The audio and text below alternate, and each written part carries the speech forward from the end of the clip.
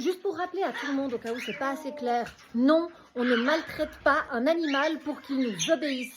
Hein, vous vous faites mordre par un perroquet, ça sert à rien de lui mettre une rousse, même une pichenette, même un petit coup de baguette sur le bec.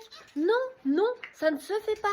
On ne fait pas de violence avec un animal et encore moins avec un perroquet. Un perroquet ne comprend pas l'autorité, un perroquet ne comprend pas la punition, d'accord?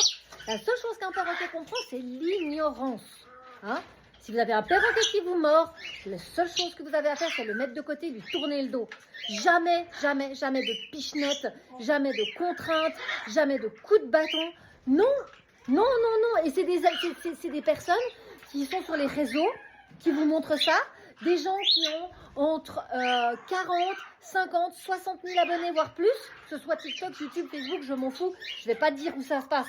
Hein, mais ceux qui le connaissent le reconnaîtront. Et le pire dans tout ça, c'est même pas que le gars il s'est dit bon ok j'ai merdé et puis qu'il fait son mea culpa.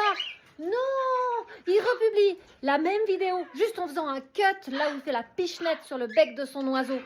Pour après dire mais non, je n'ai pas fait mal, je l'ai juste contraint, regardez sur moi, c'est comme ça que je fais.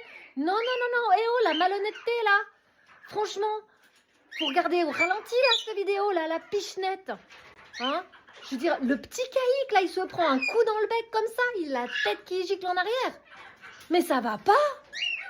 Non, franchement, il y a quoi qui fonctionne pas chez vous pour donner un coup à un animal?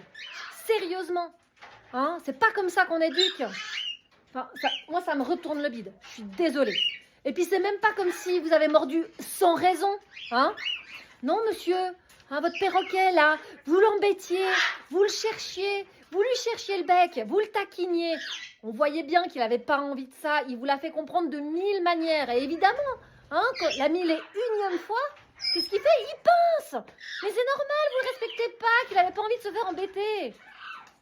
Non, mais il y a un moment, hein, sans raison. Non, un perroquet ne mord jamais sans raison. Jamais, jamais, jamais.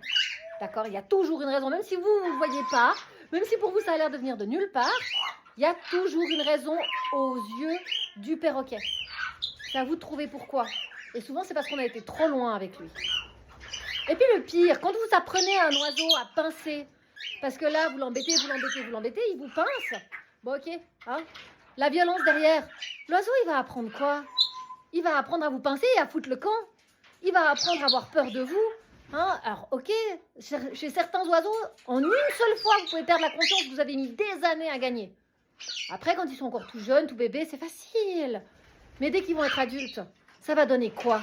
Ça va donner des oiseaux qui vont être soit en impuissance acquise, ça veut dire qu'ils vont se laisser tout faire de peur de se prendre un coup, soit à l'inverse, en hyper-agressivité, qui vont jamais se laisser approcher. Depuis quand on éduque un animal avec de la violence? S'il vous plaît, on n'est plus dans les années 20 là. Hein?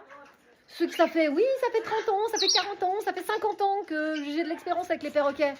Bordel, ça fait 40 ans que je porte des lunettes. Je suis pas ophtalmo pour autant. Enfin bref.